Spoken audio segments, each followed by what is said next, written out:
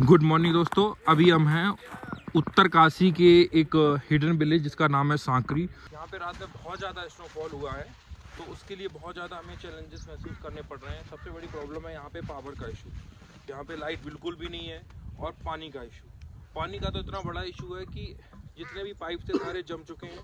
जो भी हमारे साथ भाई लोग आ रहे हैं, सभी लोगों को बहुत ज़्यादा चैलेंजेस फेस करने पड़ रहे हैं। हमारे पास जो पानी की बोतल्स हैं उनसे काम चला रहे हैं। इनके पास थोड़ा बहुत कुछ रिजर्व पानी है जो कुकिंग के लिए ये लोग यूज करते हैं। वहाँ का इनका जो पर्सनल वॉशरूम है वहाँ का इन्होंने एक्सेस दिया है, वहाँ से हम मैनेज कर रहे हैं। तो पहाड़ों में हम लोग जाते जरूर है, लेकिन एक्चुअल लाइफ को अगर उनकी करीब से देखें तो काफ़ी स्ट्रगल भरी होती है जब स्नोफॉल बैक टू बैक 2-3 दिन हो जाता है। सांकरी की ऊंचाई समुद्र तल से 6,400 फीट है। सांकरी में ज़्यादा से ज़्यादा 100 से 150 घर होंगे और सांकरी के लोग बहुत ही सादा जीवन व्यतीत करते हैं। ट्रैक के शुरू होने से पहले जितने भी हमारे भाई लोग हैं सभी लोग आ चुके हैं, गैदर हो चुके हैं यहाँ पे अभी ब्रीफिंग होने वाली है।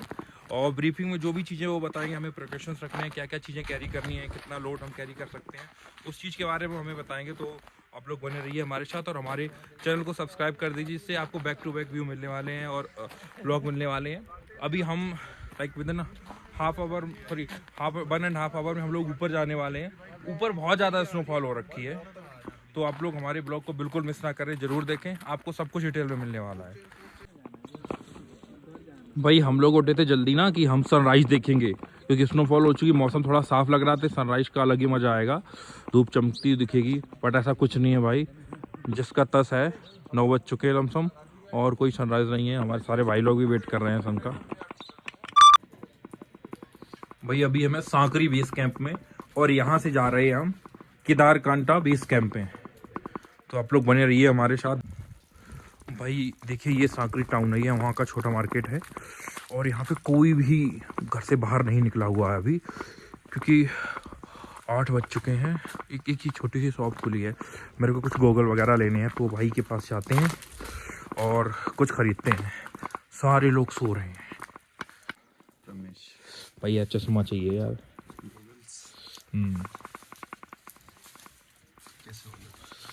बर्फ में सरवाइव हो जाए। ये हमारे भाई है यहाँ पे सांकरी के लोकल के। ये भैया आपका नाम? मेरा प्रमेश भाई साहब। इनसे इनका एक ये शॉप है जो यहाँ के daily day to day use करने वाली चीज़ें बेचते हैं। तो भैया सांकरी के बारे में कुछ बताएंगे? ये उत्तरकाशी में काफ़ी एक मैं कह सकता हूँ देहरादून से बहुत ही दूर है और रिमोट एरिया में एक विलेज पड़ता है। तो आप बताएंगे यहाँ के बारे में क्या फेमस चीज़ें हैं? लोगों का नेचर तो है, मैंने देखा बहुत हेल्पिंग है यहाँ पे। एक तो चीज़ है कि सबको पता है कि बिना एक दूसरे की हेल्प से काम नहीं चलने वाला है। वो मैं रास्ते में आया तभी भी देखा, लोग एक दूसरे के लिए हमेशा रेडी रहते हैं, वो मुझे यहाँ बहुत अच्छा लगा। और दूसरी चीज़ आप यहाँ के बारे में कुछ भाई बताएं। यहाँ के बारे में तो यही है, यहाँ का जो ट्रेडिशनल है वो बहुत ही यूनिक है, अलग ही है। मतलब यहाँ की जो ऊन होती है, भेड़ की ऊन होती है, उससे ही काफ़ी चीज़ें बनती है पहनने की चीज़ें। वो चाहिए मतलब कोट हो गया, और लेडीज़ जो जूड़ी बोलते हैं, जूड़ा वगैरह, और टोपी हो गई। और मतलब यहाँ का जो बाकी केदारकांठा जो फेमस है, केदारकांठा पे भी बहुत बड़ी कहानी है। केदारकांठा की? केदारकांठा बोलते कि पहले मतलब जो शिव भगवान है वो यहाँ के लिए आए थे। हाँ। केदारकांठा के लिए आए थे, और यहाँ मतलब केदारनाथ जो अभी केदारनाथ है वो फिर कुछ ऐसी चीज़ें हुई गाँवों में कि मतलब जिससे जो देवता था, वो जो भगवान था वो डिस्टर्ब हो गया। हाँ। सीधा केदारनाथ चले गए। इसीलिए तो पहले जो महादेव थे वो केदारकांठा में ही रहते थे।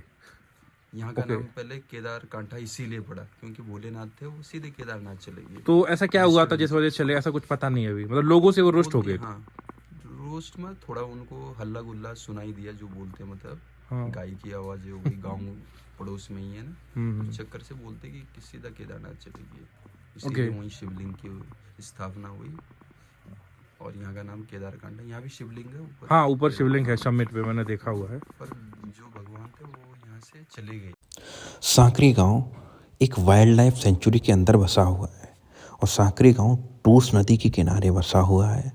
ऊंची ऊंची देवदार के पेड़ और चारों तरफ से ढकी हुई बर्फीली पहाड़ियाँ सांकरी की खूबसूरती में चार चांद लगा देती हैं। सांकरी के लोग बहुत ही साधारण जीवन व्यतीत करते हैं। उनका मुख्य व्यवसाय टूरिज्म और भेड़ की जो ऊन होती है उससे बनी प्रोडक्ट बेचना है। सांकरी में दूर दूर से लोग आते हैं, जो कि फेमस केदारकंठा ट्रैक के लिए जाना जाता है। तब तक हमारे ब्रीफिंग का टाइम हो चुका था, तो जो हमारे ट्रैक गाइड थे अंशुल सर, वो हमें ब्रीफ कर रहे थे कि हमें क्या प्रिकॉशंस रखना है, आगे क्या क्या चैलेंजेस हो सकते हैं, कैसे हमें गियर्स को कैरी करना है। इन सारी चीज़ों की ब्रीफिंग हमारे गाइड्स की टीम द्वारा प्रोवाइड की जा रही थी। और ये हमारा कुछ 49 लोगों का ग्रुप रहने वाला है, जिसके साथ हम ऊपर केदारकंठा ट्रैक को करेंगे। सांकरी एवरीवन, ठीक है, आप अभी बैठे हो 6400 फीट पे। इसका मतलब समझते हो? ठीक है, समंदर तल से 6400 फीट ऊपर आ चुके हो। ठीक है, आपको पता है वाइल्ड लाइफ एरिया है, it's Govind wild life sanctuary जहाँ आप बैठे हो। ठीक है, तो ये कोई हिल स्टेशन शिमला या मसूरी की तरह एरिया नहीं है, फॉरेस्ट के अंडर आता है सारा। तो यहाँ पे कौन कौन से रिस्क आते हैं? पहला फिजिकल एग्जर्शन, हाइकिंग नहीं ट्रैकिंग है। ट्रैकिंग में पेस चाहिए होता है, जो बंदा बोलता है कि मैं तो बहुत फिट हूँ, वो सबसे पहले थकता है। तो इन चीज़ों को आपको पता है। सेकंड, अनप्रेडिक्टेबल वेदर कंडीशंस, सबसे मेन पॉइंट है ये। ठीक है, अभी का जो वेदर है देखो, 2025 स्किप हो गया, 2026 की पहली स्नोफॉल हुई है 2-3 दिन पहले, और आगे का पूरा मौसम खराब दिखा रखा है। ये पूरा किसकी वजह से हो रहा है? क्लाइमेट चेंज की वजह से हो रहा है। तो इसको वो हैप्पीनेस में नहीं लेना कि नीचे तक बर्फ़ पहुंच गई है। ये दीज आर वार्निंग साइंस। ठीक है, नेक्स्ट इज़ आपका चैलेंजिंग ट्रेन। यस, गर्मियों में या फिर जब बर्फ़ नहीं पड़ी होती है, चलना अलग होता है। बर्फ़ पड़ी होती है तो केदारकंठा ईजी से चढ़ जाता है मॉडरेट लेवल ट्रैक पे। ठीक है, इस चीज़ का भी आपको पता होना चाहिए। Next is encounter with wild life.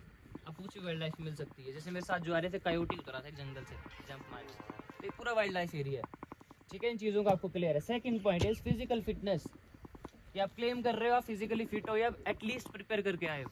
ठीक है, क्योंकि 8000 मीटर फीट जैसे क्रॉस होगा आपकी बॉडी में चेंजेस आने शुरू, क्योंकि एयर प्रेशर में चेंज आना शुरू हो जाता है एल्टीट्यूड की वजह से।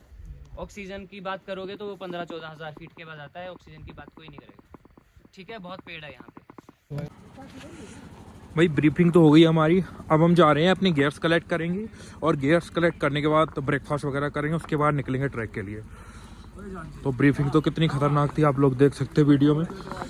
हम भी एक्सपेक्टेड नहीं किए थे इतना डेंजर है ऊपर। देखिए खूबसूरती। तो भाई हमने अपने ट्रैकिंग गियर्स को वियर कर लिया है। ये स्टिक है, ये tracking suit, tracking pant, tracking jacket और ये sunglasses. Now we are ready to go in Kedarkantha track. देख सकते हो सभी पूरा ग्रुप रेडी हो चुका है। तो मिलते हैं आपको ऊपर। अभी हमें 12,000 फीट की हाई एल्टीट्यूड पे जाना है, तो जो कि काफ़ी चैलेंजिंग होने वाला है। हमारी जो ब्रीफिंग में बताया गया कि ऊपर बहुत ज़्यादा स्नो है। तो चलते हैं, और फिसलने के चांसेस बहुत ज़्यादा हैं, तो उस हिसाब से हमें प्रिकॉशन के साथ चलना है। तो जो हमारे ट्रैक लीड है उन्होंने प्रॉपर हमें गाइड कर दिया है, तो उनके इंस्ट्रक्शन को फॉलो करते हुए हमें चलना है, क्योंकि ये बेसिकली एक वाइल्ड लाइफ सेंचुरी है। तो यहाँ वाइल्ड एनिमल के अटैक के चांसेस भी हैं, तो उस हिसाब से हमें ग्रुप में रहना है, और उनके जो भी इंस्ट्रक्शंस हैं उनको हमें फॉलो करना है।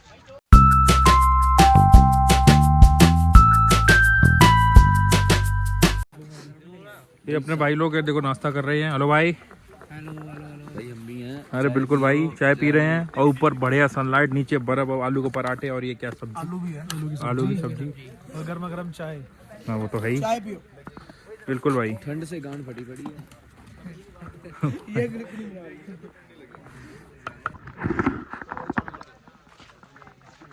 तो अभी हम ये देखिए अपनी लाइन लग गई है, तो अपन निकल रहे हैं ट्रैक के लिए। और ये अपने लीडर हैं केवल भाई, तो ये हमें गाइड करेंगे होल जर्नी। ऑलमोस्ट 11:30 हो चुका है, हम थोड़ा डिले हो गए हैं, बट लेट्स स्टार्ट। काफ़ी स्नो है, और जो भी इनके प्रिकॉशंस रिलेटेड चीज़ें होती हैं वो इन्होंने प्रॉपर ट्रेनिंग दे दी है कि कैसे क्या करना है। सिंगल लाइन में बॉय, सिंगल लाइन। चलो जरा थोड़ा आगे आगे मूव करो जरा। अगर आप सांकरी को दिसंबर और जनवरी के मंथ में विजिट करते हैं तो आपको भारी स्नोफॉल देखने को मिलेगी। वहीं सांकरी की अगर बात करें तो यहाँ नेटवर्क की सबसे ज़्यादा प्रॉब्लम होती है, तो अपने साथ आप BSNL की सिम कैरी करें, जिसका नेटवर्क थोड़ा सा वहाँ अच्छा होता है। अगर सांकरी के लोकल ट्रेडिशन फूड की बात करें तो वहाँ मड़ुआ की रोटी और भट्ट की दाल सबसे ज़्यादा पॉपुलर डिश में से एक है। सांकरी वैसे फेमस है केदारकंठा ट्रैक, और हरकीदुन ट्रैक का स्टार्टिंग पॉइंट यहीं से स्टार्ट होता है।